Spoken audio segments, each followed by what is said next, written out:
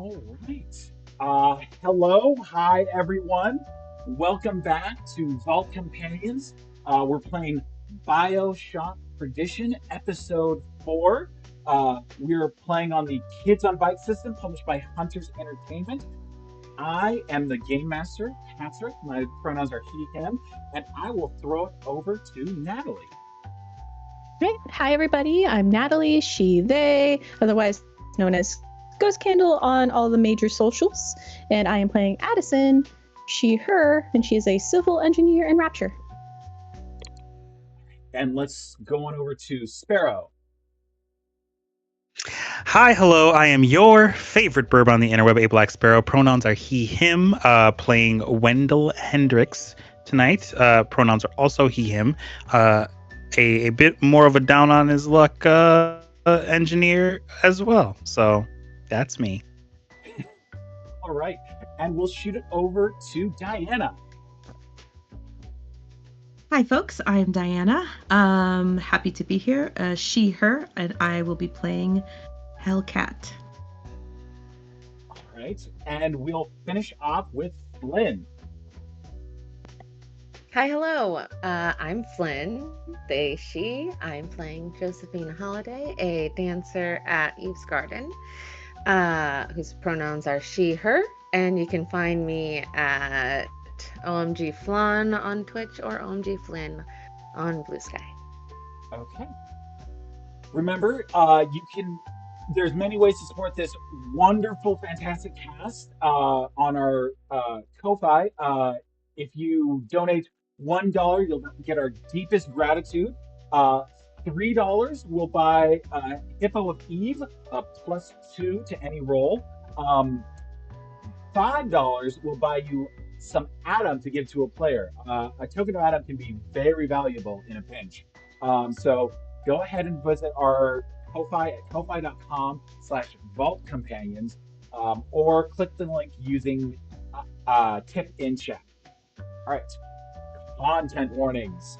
Bioshock Perdition is set in a volatile underwater environment with society in turmoil. Please enjoy responsibly.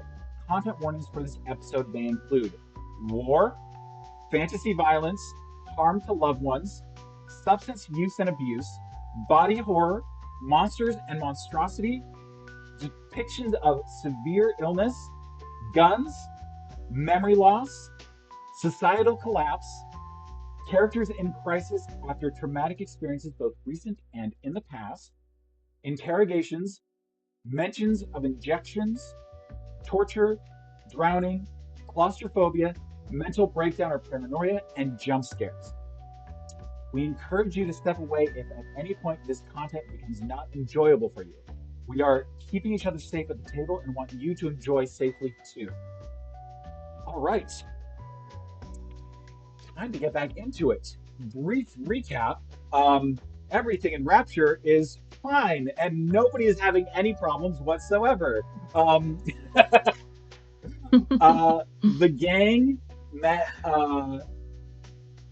got on some different trails leading in different directions. They've talked to Percy, one of the people on the list who have had a procedure that Hellcat and Josephine are also on the list for. They've investigated different areas of old Fontaine stuff, but for the most part, it's just been about the fight to survive.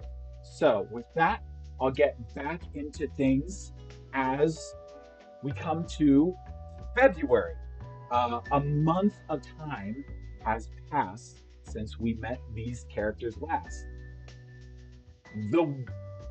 The conflict in Rapture has exploded to full-blown war. There is out and out fighting, gunfights regularly throughout Rapture. There are excursions by both Ryan's forces and Atlas's, each trying to claim different territory for their own. Meanwhile, these four are simply citizens of Rapture trying to live. And I would, on that note, as you're trying to live in Rapture, a place founded on the wonderful capitalist ideals of Ayn Rand, each of you, I'm going to go down the list. Dianna, your small little hidey holes that Hellcat likes to stay in, you know, it's a bit modest, but it's home. You are able to jump from spot to spot fairly easily without too much attention. You get to your jobs.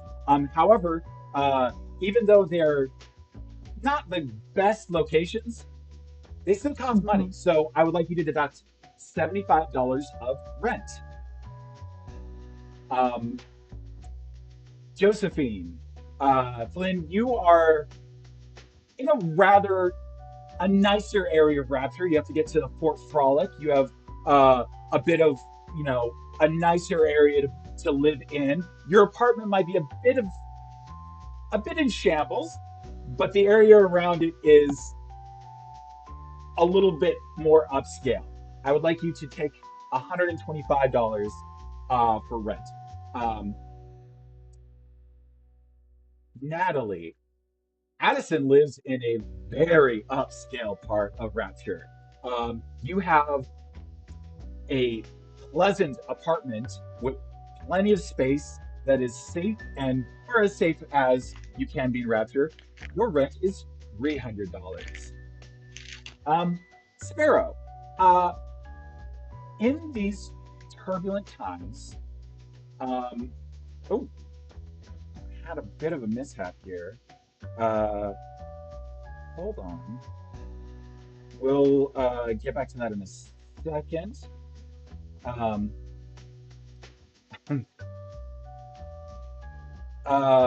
Sparrow, your area, Apollo Square, is being flooded with individuals who are, being forced there on against their desires. Would Wendy offer up some space in his apartment for those who need a place to stay? Oh yeah, for sure. He would do so mostly because he's spending as little time as possible in his apartment. Oh, at this point, he's kind of sticking and moving, and for various reasons. Yeah. So you are usually trying your best to be out there, not on your own, where you can kind of dwell on your own thoughts. You're doing jobs. You're making your way through Rapture. Unfortunately, you're trying to get jobs, but the people there aren't quite as well off as they used to be. So you're doing a job here. Can you, plumbing issue? It's a very easy thing, and they get back to you. Oh, hey, I'm in a spot of trouble. I'll get you back next week. Or the next job comes up. Hey, I'm having trouble with one of the walls is deteriorating from moisture. You're easily able to repair it, and they only give you, part of the payment. And they're just like, hey, I don't have it with me right now, but I'll get it to you. I promise. All of you are kind of living your lives in Rapture. I'll start with you, Sparrow. You do have to sleep somewhere, so you wake up in your apartment. The Hannigans are cordoned off on their side. It's a family of three: Mr. Hannigan, Lisa Hannigan, and their daughter, and they're as pleasant as they can be in these unfortunate circumstances. But you are, you wake up to them getting ready for the day. Mr. Hannigan has been trying to find a job, but things are drying up. And as you Mhm. rise, he waves over to you. He's like, "Oh, Wendy, thanks. I, uh, I, I don't quite. I'm going down to Fontaine Yeah. Fisheries today, and They've opened up 3 spots, and I'm sure I got an in with the dockmaster, and I can absolutely pay rent might be a little late, but I'll get it to you. Um, I didn't want to assume this man's name. I was going to call him Charles. Sure, his name's Charles. All right, Cannon, Charles. Charles. Good luck. Sincerely. You see like a not necessarily the weight lifted, but ease. And you have this kind of common feeling, like you have this common experience with many of the inhabitants of Apollo Square. You ease their burden by just fixing what you can, and you can see like a maybe not a monetary value, but a palpable emotional value to these people as they can just breathe for a moment. I also would like to think that Wendy has a bit of an ace up his sleeve in the sense that he knows that he's one of the few people still actively trying to keep this place up. And so are they really going to try and evict me? I'm late. What you going to do about it? You going to evict me? Yeah. Good luck. On that note, the Hannigans are listening to a radio, just playing random music, and suddenly that record skip, a scratch as the performance is interrupted, and a voice comes over. It's like, citizens of Rapture, a message from Andrew Ryan, and booming out. I'm going to say, actually, all of you in your various homes, whatever you're doing is interrupted as broadcasts are interrupted, screens turn on in city squares, anywhere that a message that can be broadcast, you see the silhouette of Andrew Ryan's face as he comes on and his voice booms out. So, it seems that this little annoyance is going to go on a bit longer than it should. The disgrace and the lack of gratitude you are showing this wondrous utopia that has been provided for you. You sneak behind your pamphlets and your slogans, calling for Atlas, this rogue shape without any kind of meaning or substance. You do ungodly things in the name of a figure who you will never see. Well, if this is to be a full-blown war, then I will treat it as such. From now on, there are some changes that will occur. You may notice that there has been a short supply of firearms. That is not intentional, though it has the benefit of keeping the peace. I would like to assure the loyal citizens of Rapture that you will still be able to protect yourself. Through my investment in optimized eugenics, we have found a way to half the cost of plasmids. You may now purchase them much freer than you could before. Their Their use would become a boon to anyone who wishes to defend themselves against the unrighteous and unholy. I would also caution those who would seek to use it against me. Those who are not fighting for Rapture, those who are not standing for Rapture, are in its way and will not be tolerated. From now on, any who is seen to be aiding Atlas will be forcibly removed and remanded to Apollo Square. And you will not be able to leave until this conflict is resolved.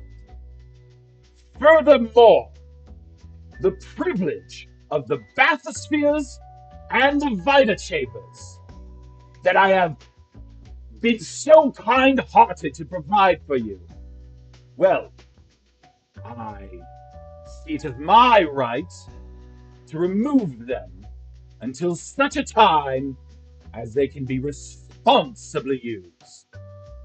If it is a war that you wish to have, I am more than happy to engage. This is Andrew Ryan, and may Rapture rise. The message goes out.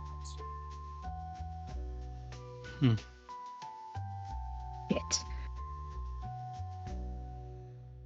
Wendy, if you glance out the window, not only do you see a heightened security presence, you see an entrenched security presence. They have barricades, sandbags. They are here to corral and to control.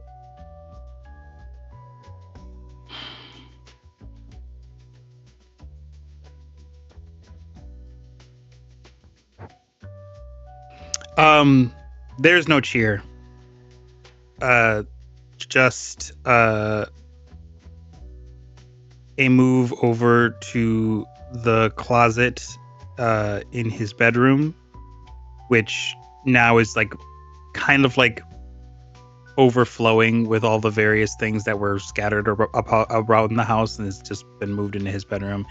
And he gets his work bag out from in front of the door, and kind of looks over to Lisa with a invisible hat tip because he's not wearing one, and he grabs a small box near the door that they don't know has shotgun shells in it, and heads out. Yeah. We're gonna cut away from you.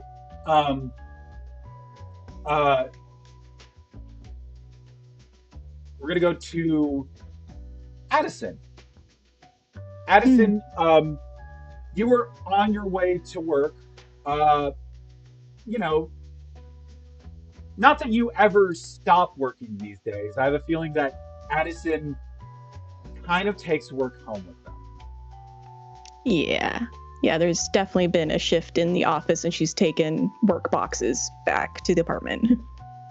So really, you're going from work to work. But you do have to actually clock in order for it to, kind of count.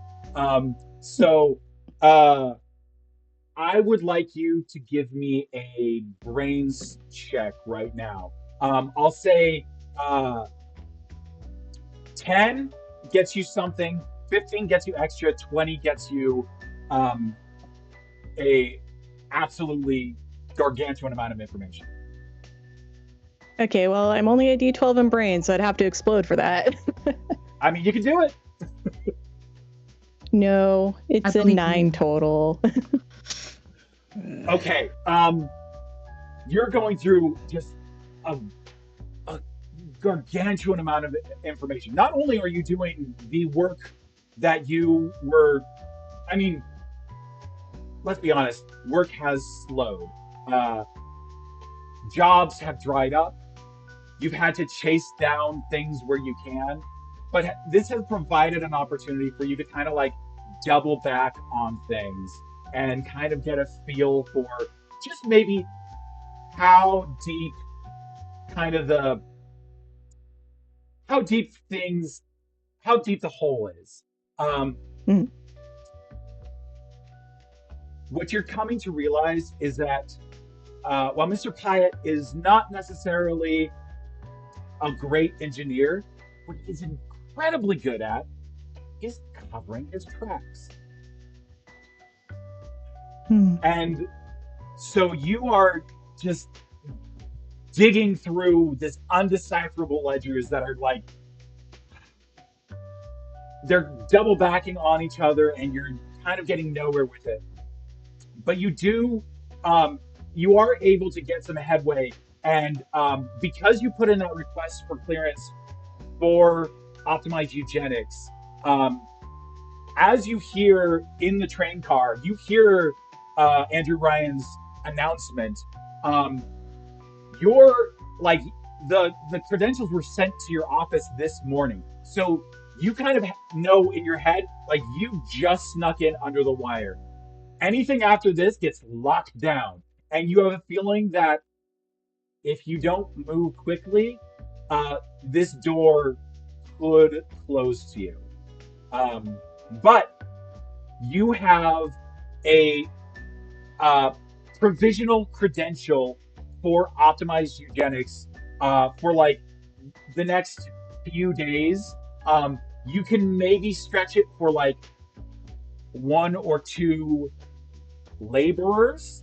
But if you bring in a gaggle of people, there's gonna be some questions. Is there anything that you're kind of looking at while you're going into work?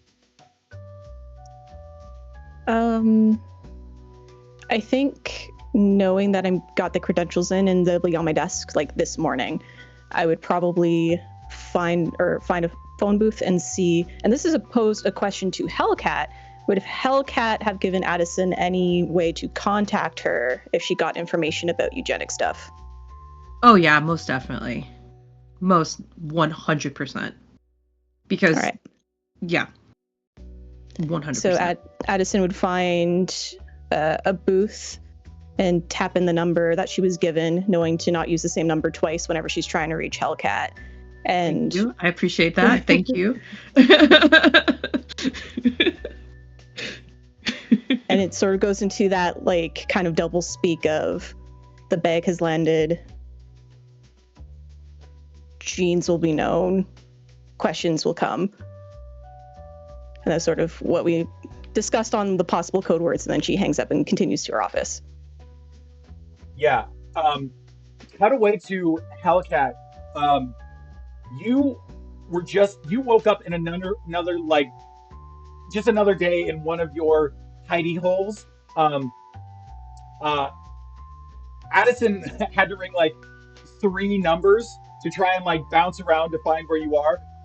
But like you snatch that phone up on the second ring and get the code words. And then like that, the line is dead. And you know, hey, the door has been opened. But you know that everything is kind of having trouble in Rapture, but you were actually only down for a power nap because you have to be somewhere like now. There's a woman by the name of Sadie, and hey, sometimes that noose just has to close around, and you got to do your job. Yeah, it is what it is. I'm not loyal to anything at this moment. I'm necessary. I gotta get my stuff.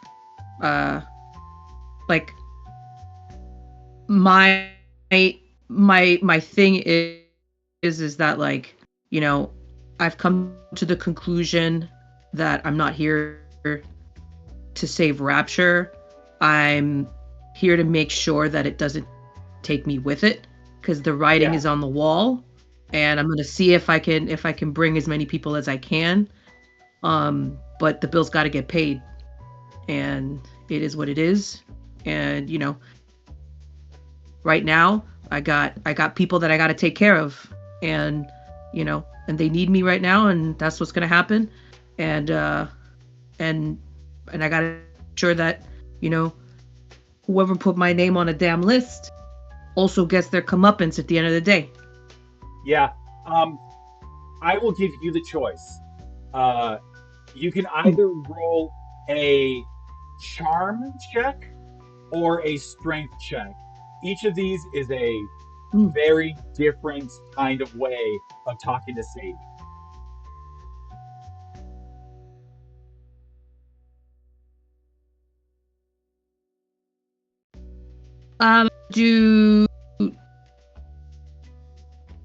Can I get some more information on Sadie? Yeah. She is. Is she just a job? She's just kind of a job. I mean, how does Hellcat look into who she's? Because I will tell you everything about Sadie, and you get to know who Sadie is. Oh fuck! I think at this point, no,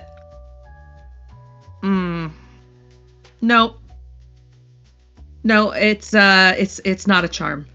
It's fight. Okay. Yeah, I'll allow fight. I apologize. Is that what you said? I said strength, but I'll allow fight. Fight works for me as well. Oh, strength. Okay. All right. Let's go. Ooh, that's a 12. Wait, no, that's explosion. Explode. Yeah, go for it.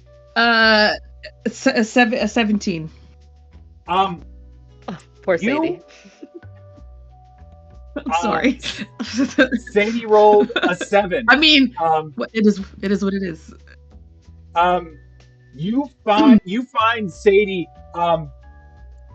She is definitely like wearing a very nice blouse. You actually you have to go uptown in order to find her.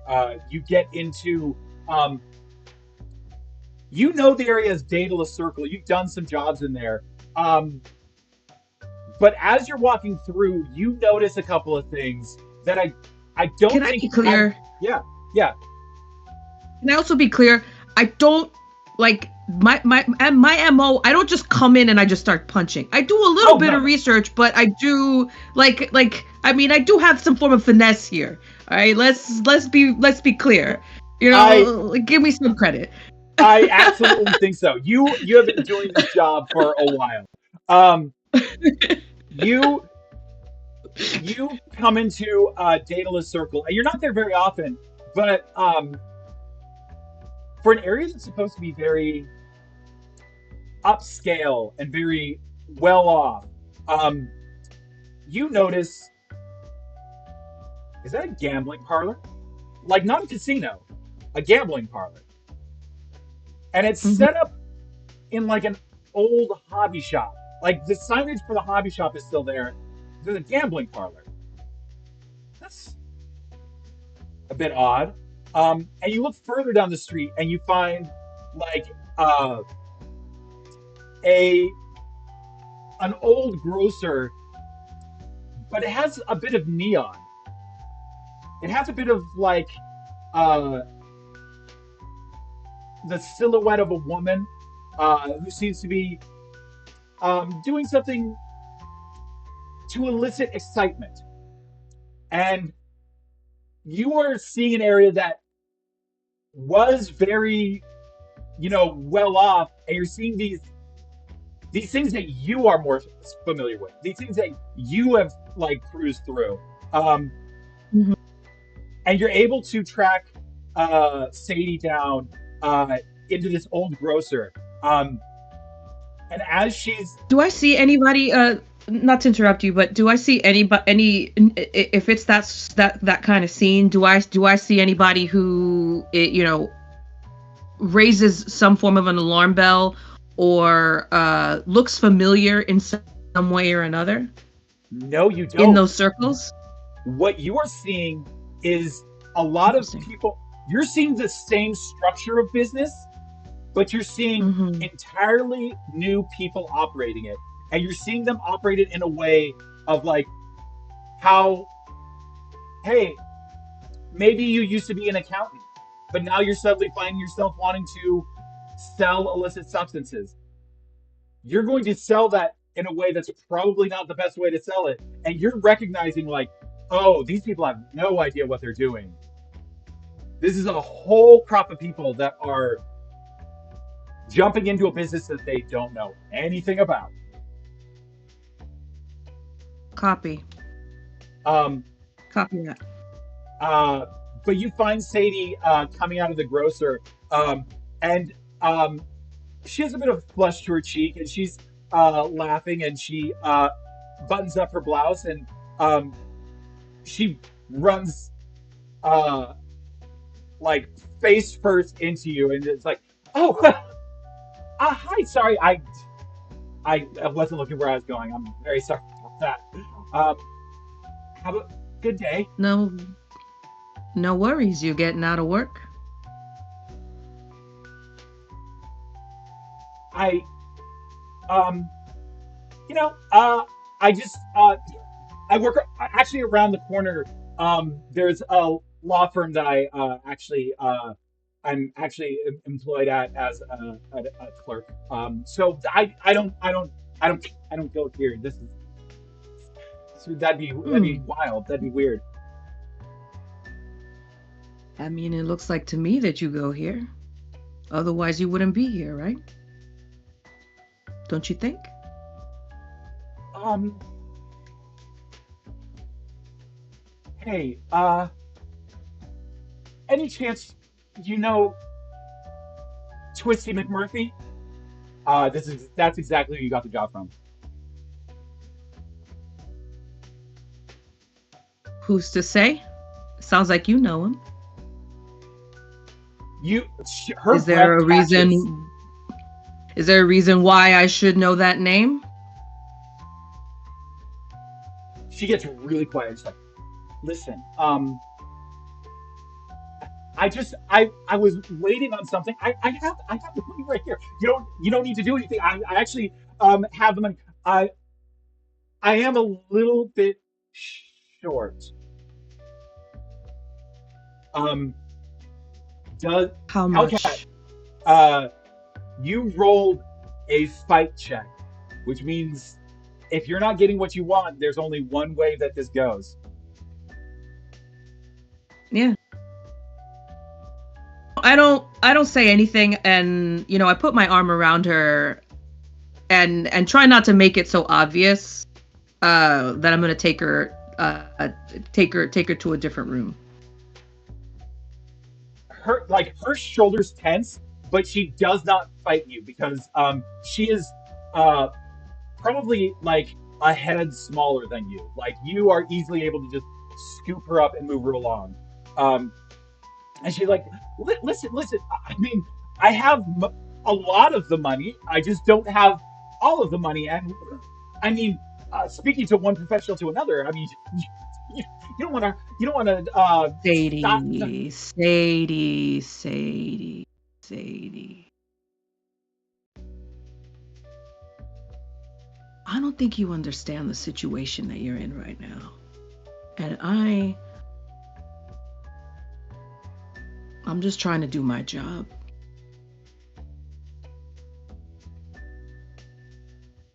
You obviously didn't do your job. So, how about you make my job easier so I can make your life easier? I don't know if you've noticed, but things have changed in Rapture, and now is not the time to be playing with people who are bigger than you. Do you understand what I'm saying right now? And do you? I'm gonna let you know now. You rolled a 17 on a fight check, and she rolled a 7, which means in at the end of this situation, she comes away with a major injury. Um, It is I what it will is. say, we're gonna cut to black. Um, she definitely is not quiet about it, but you come away with the full amount of money. Um, and we're going She had to, it. um, we're gonna cut away from you real quick to go to Fort Frolic. Um, uh, we're actually in like you're doing Josephine. You're doing an earlier shift because honestly, you're just picking up shifts and shifts and shifts because people just aren't coming in. Um, not a lot of spare money to throw around. Um, and you're at Eve's Garden like you always are, trying to scrape something up. Give me a charm check. Okay. My charm is 8. I think I'm like even also picking up more. I got a 6. Like serving roles too, like or serving Yeah. shifts also instead of just like mainly focusing on my dancing at like any little available like you need a night yeah sure for whatever I got you whatever it is Hey, but also I got a 6 sorry. give yourself 2 tokens of Adam because you absolutely failed. You Oh do a fuck. full routine. The the music is loud and you're dancing your heart out. And the one girl at the bar Whoa. is like, "Woo!" Fuck. And you get maybe like you find a spare dollar. It is rough going. Um, and like you cut away you get off stage. Yeah, I think I like dejectedly just sit on the edge of the stage for a moment while I unravel my heels and like just not even worrying that I'm literally just being done out in the open instead of like going back and like walk up to the bar to like get a drink roll. You actually Like I go need a shot back. after that. Yeah, you grab just like the bartender knows like you had a bat. You really you you kind of it sucked. Yeah, it And sucked for sure. just They have pours my you regular ready already. yeah, just pours you a shot and you take it like immediately just for the energy for the courage to go back through and to the Mhm. back to kind of like okay that happened. You get back to your dresser, um, and on it you notice that the lights have been dimmed back there. You're kind of the dancer for right now, so you're on your own. Um, there are 3 spotlights that are not part of Eve's Garden. Someone brought them in, and they are all pointing to a sculpture on your dresser of a hand. It's a depiction of a hand, and it's like cut off at the wrist, and it's holding a pen, and the ink is spilling down from it. It's like made of like a plaster cast. Um, Is and it it the is this like a Sandy Cohen type? yeah, you Fuck me. you know because you've already gotten 3 of these, and they all say the same thing. Wouldn't you like to be my muse? Fuck. I, Um, I, could I get you to Go make ahead. a? Sorry. Could you make a brains check real quick? Okay. It's a 6. 6 plus 1. Here we go. Oh no. That's a 3. 4. That's a 4. Hey, you're looking at this plaster cast, and it looks imperfect. Like it doesn't look like a recreation of a hand. It looks like plaster laid over a hand. And you don't know whether or not this sculpture has a hand inside of it. Yeah. I think that as soon as I realize that the lights are dimmed in such a way, with having received previously, a form of these messages, I'm like, my blood is already starting to like boil. I'm stressing very much so.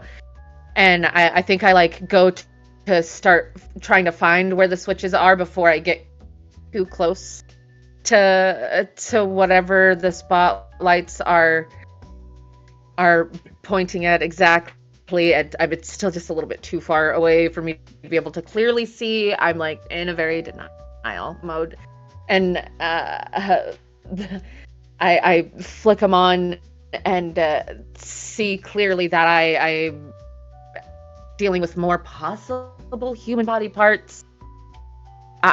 Who knows?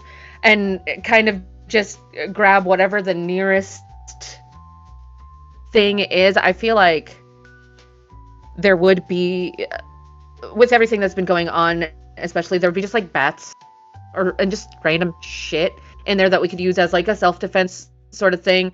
And so I just grab whatever the nearest one would be and just kind of like swipe it off of my dresser just to get it out. Like I'm just like, no fucking thank you. And I just swipe it out of my way so that I don't have to see it, and immediately realize that holy shit, somebody could actually like be there still.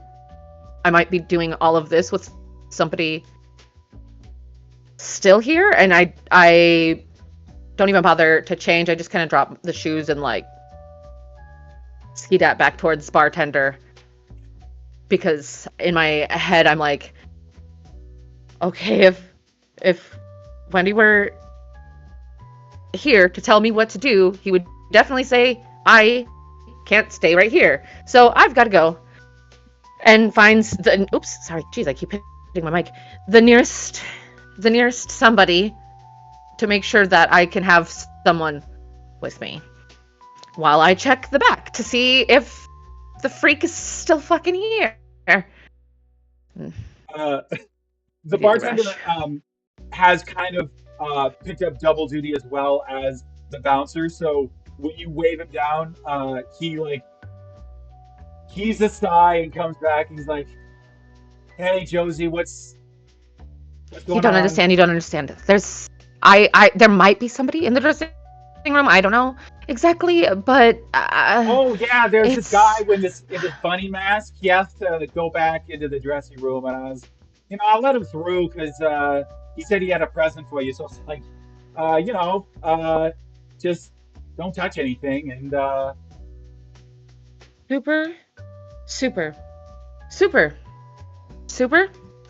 good. This is so good to hear that you allowed somebody to here. Why don't you follow me for a moment?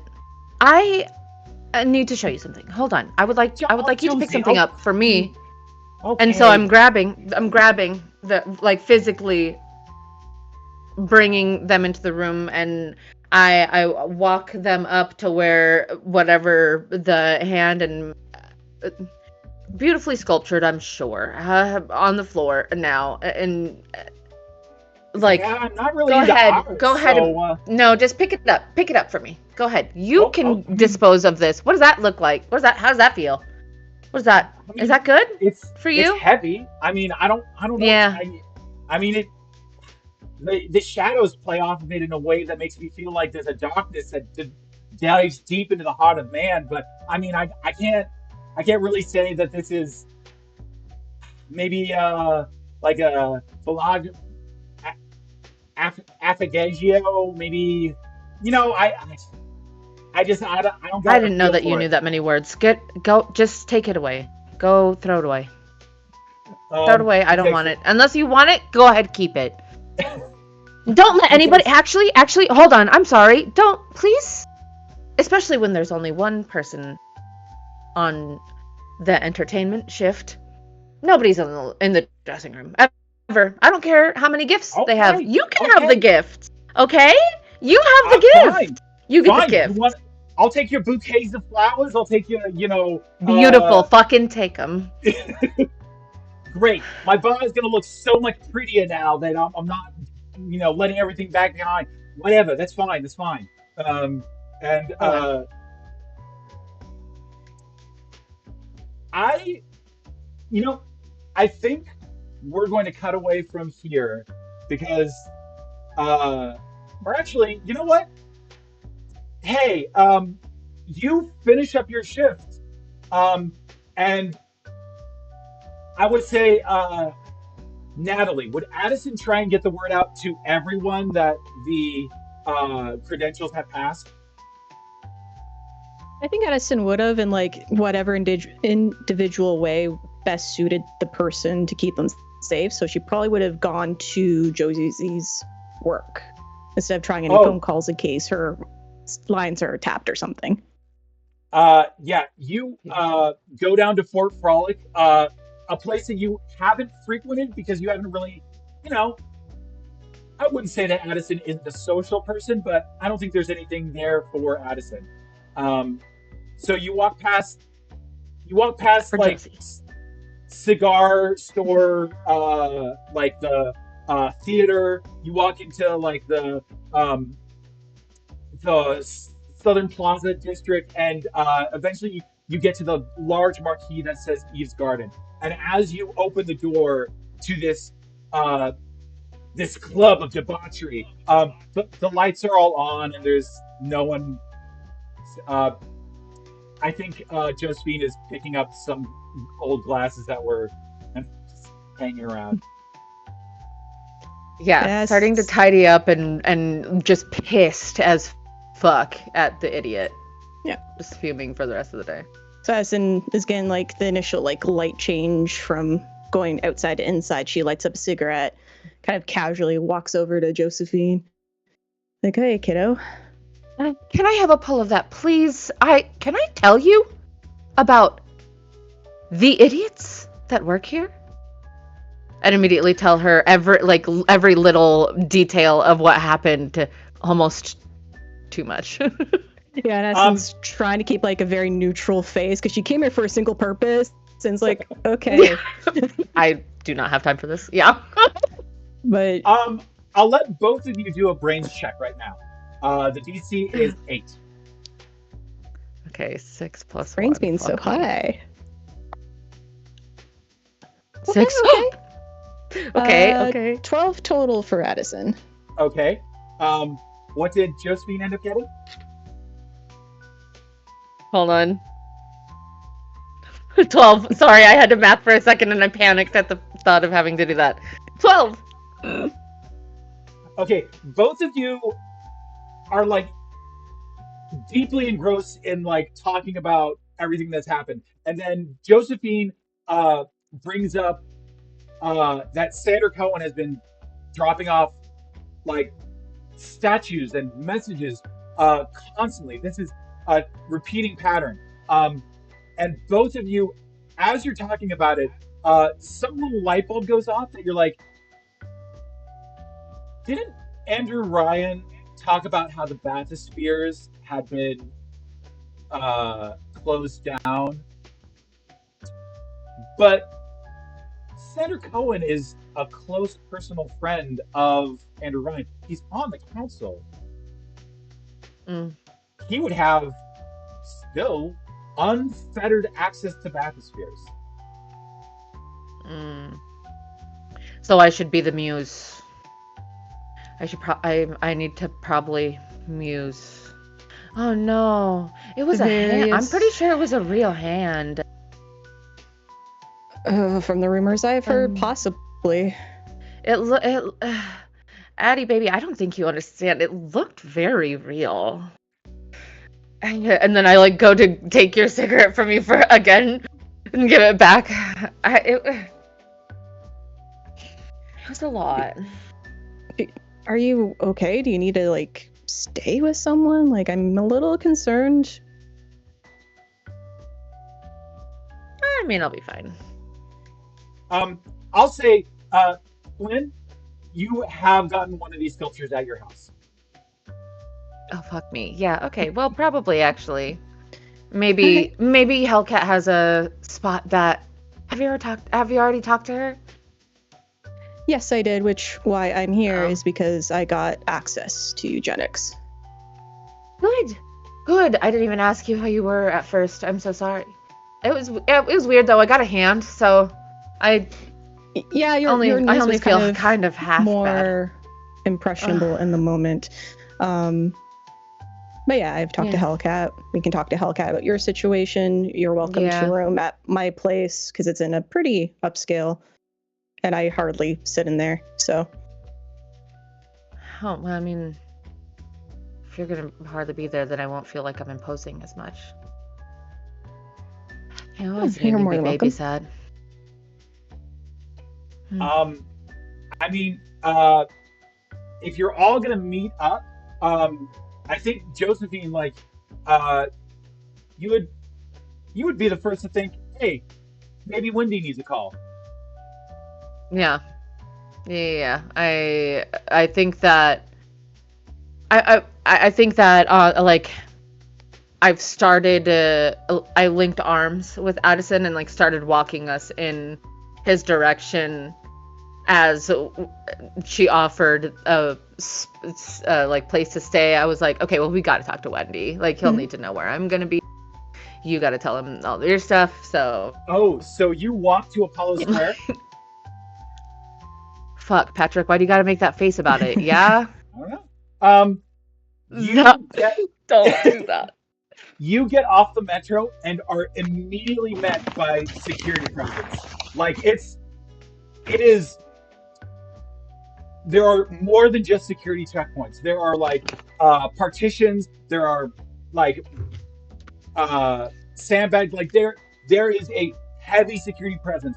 And as you approach the gate to Apollo Square, there is a security guard right there, and she raised her hand and was like, "Where do you think you're going?"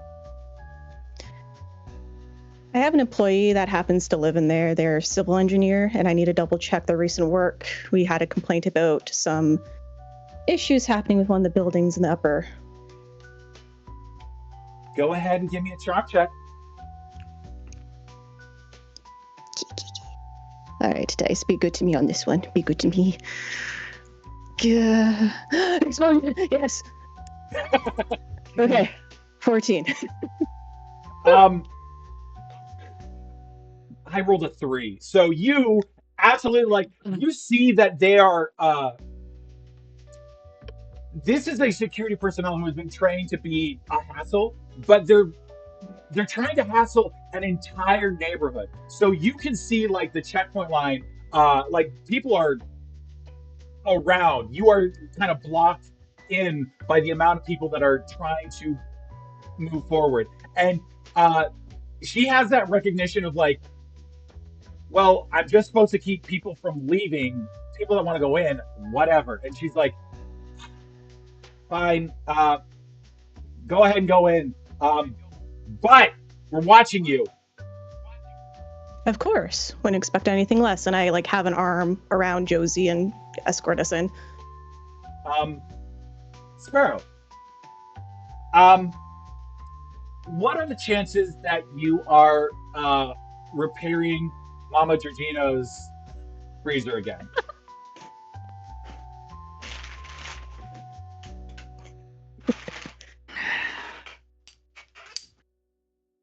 Coin flip. He's not. Our new our new coin. He's not. So you are in Apollo Square, like traveling from just another job. Like you had just a rupture in some piping, like a gauge burst, and you were just, it was steam, but it was like health hazard and that kind of way. So you're coming away again a little bit lighter than you should, and you are seeing the effects of a neighborhood suddenly on lockdown. You are familiar with all the like Atlas posters, all of the like who is Atlas, but people are openly shouting like, "Long live Atlas! Down with Ryan!" The force of this place being locked down. You actually walk past the metro and you see someone set off an improvised explosive and knocked one of the metro cars from the track, and it actually tipped over onto its side, and there's a bit of smoke and fire, like a black, oily smoke coming off of this train car. Police have cordoned it off. Could you make me a grit check? Yes. One thing before I do that, though, if you are all right with this, I would like to think that perhaps in lieu of because I would imagine Wendy is well aware with a lot of jobs that he's going to that he's not getting the full payment. So he's asking for things that seem to be less valuable, like he's asking for like spare parts and things like that to kind of just like shore up for things that he will make of his own volition. So he may be becoming away from these jobs with like less money than he anticipated, but he's getting like scrap metals and things like that. For his bag. People are completely fine with tearing apart Rapture for their own needs. So you're coming away with like, gears, old tools, any kind of like rivets that they can pull from the walls. You are flush with parts. But go ahead and give me that grit check. That'll be a 7 total.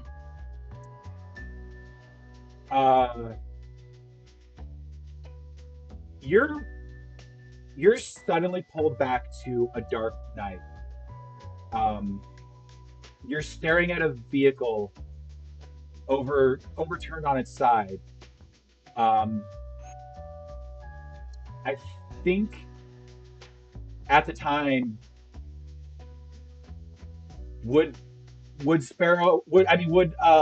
be jumping into action to save the occupant of the vehicle, or are they frozen? Are they paralyzed?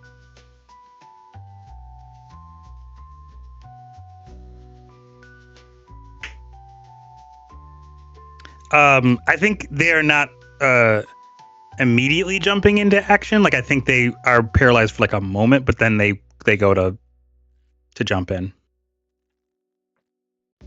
There's just something that claws at like your chest of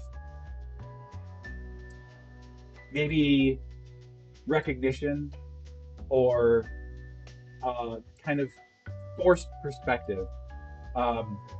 And for an instant, you are not in the walls of Rapture. And then you're back. And you pop in action, you're like, oh my gosh, a train overturned. And you go and you immediately start helping anyone out of it. There's some, bumps and scrapes, but a lot of what happened is it just like the track broke and it just like jumped the rails, and that caused it to tip over. It's going to be a headache, but it's not like I don't think there's any fatalities, so you are able to like help everyone out. I think Addison and Josephine, I mean, you were traveling into Apollo Square. You had to use the metro. You would have come upon Wendy just staring at this wreckage, and then jumping into action to I mean, this is a vehicle that's on fire and he's jumping in to help it. And this is amongst the chaos of Apollo Square.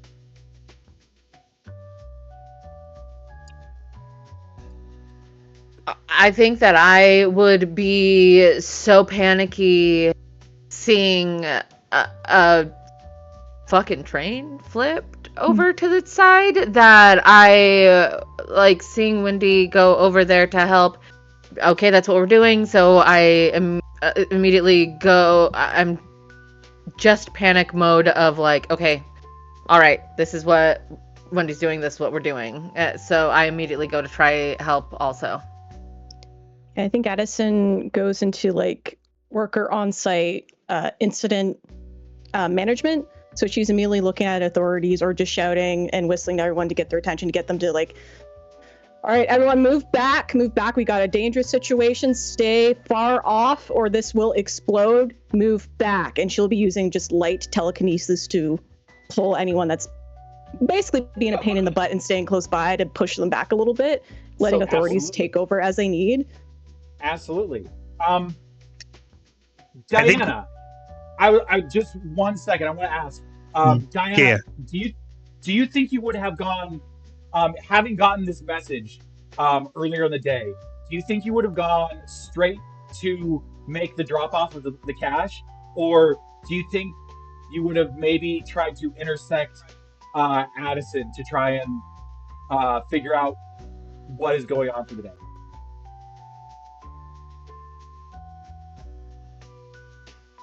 I think a combination of both. I think what happened with Sadie really fucked me up a little bit. And I just like take the wad of cash and I'd fucking just throw it on the ground and just like walk out and just be like, don't fucking call me. I'm taking a break.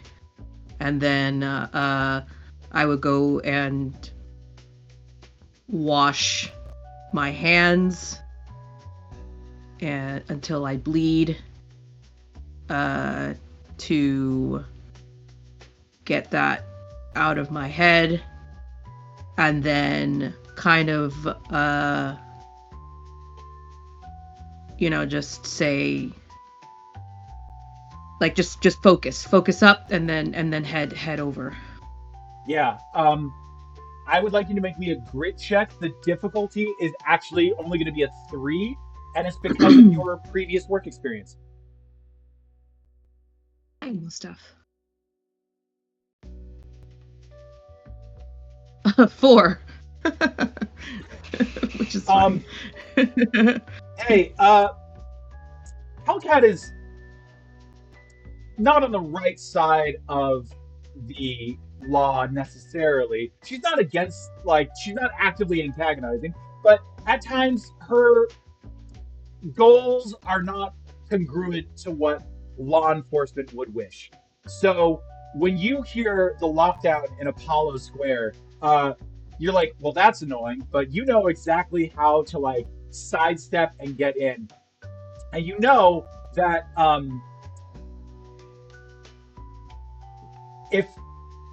if anyone is going to have difficulty meeting up, it's going to be the person that is locked inside of this new police barricade. So you make your way in with the intention of gotta get him out. And so I'll say that you are coming upon the scene as well, having seen Addison jump into action, seeing Wendy over this train, helping out people. It's a very heroic visage of things happen. It's practically a mural. And I'll cut back. Sparrow, I interrupted you before. What were you going to say before? I was going to say, if Wendy sees Josephine running at this situation, he is screaming at her to back off. You immediately hear Wendy's voice ringing out over the din, clear as a bell. Josephine, back off. Yeah, absolutely ignore that. So honey, instead of being, are you sure? Honey, are you sure? Instead of being close, instead of being close to Wendy and helping, I just go to the other side of things, other side of where people are in between us, and start taking people away. So I'm actively still helping, but also still leaving. I'm doing what I'm told. Wendy, you've seen this behavior before. This is about the best you're gonna get out of Josephine. Yep. And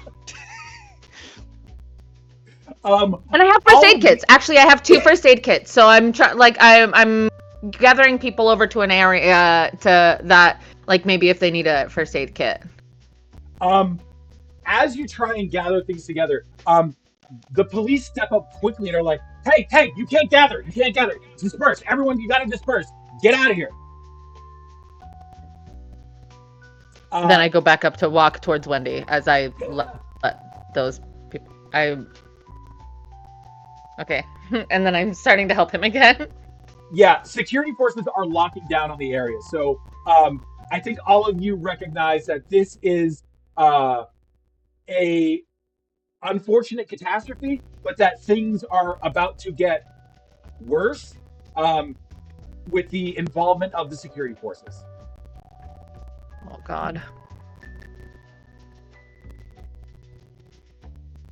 Yeah, I think Addison is complying. They would have seen that she had already immediately had taken charge to get people moving to avoid any risk of additional explosions happening.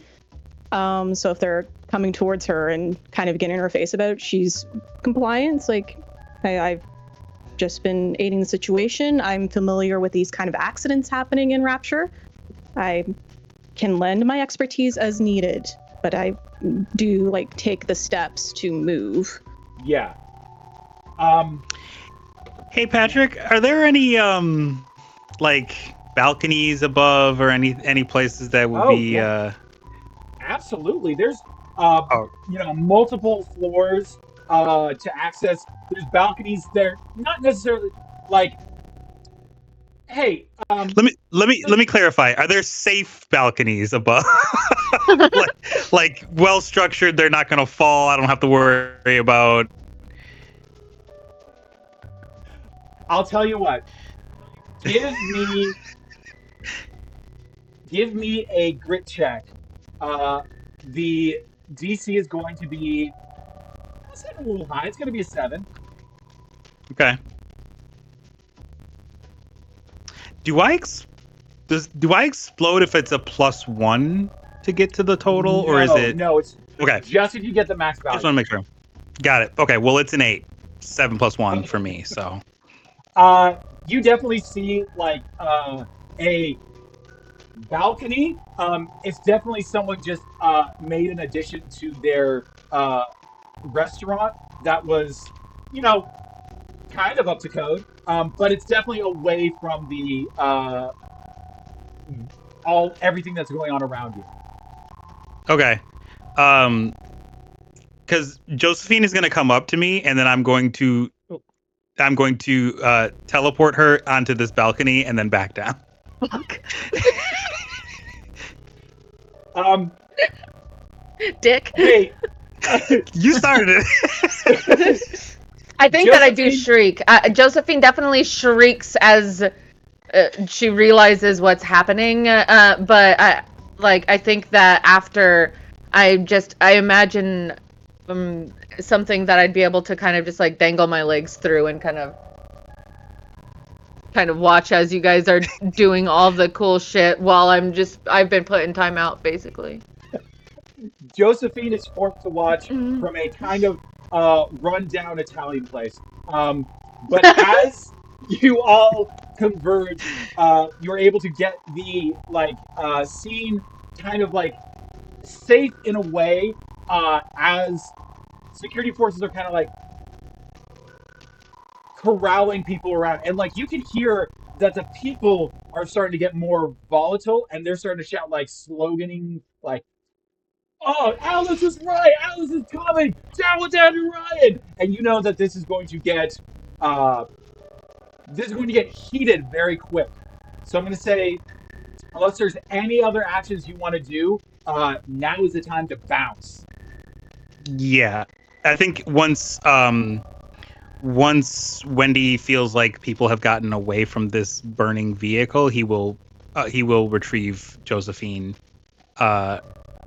Not exactly in the spot in which they were, a little bit further away, so that they get a little bit of a head start away from this nasty situation.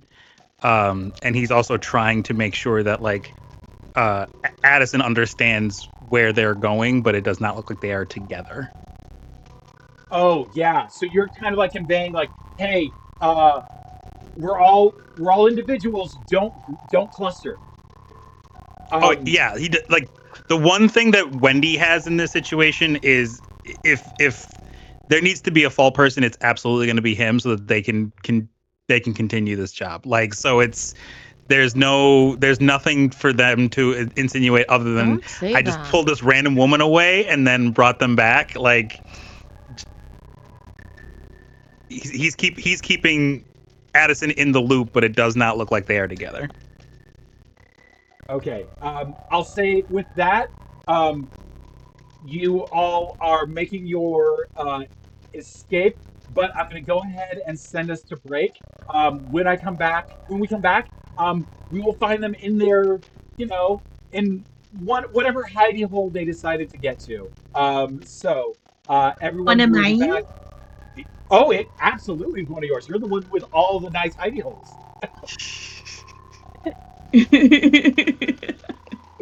Okay. So we will be back in about 10 minutes.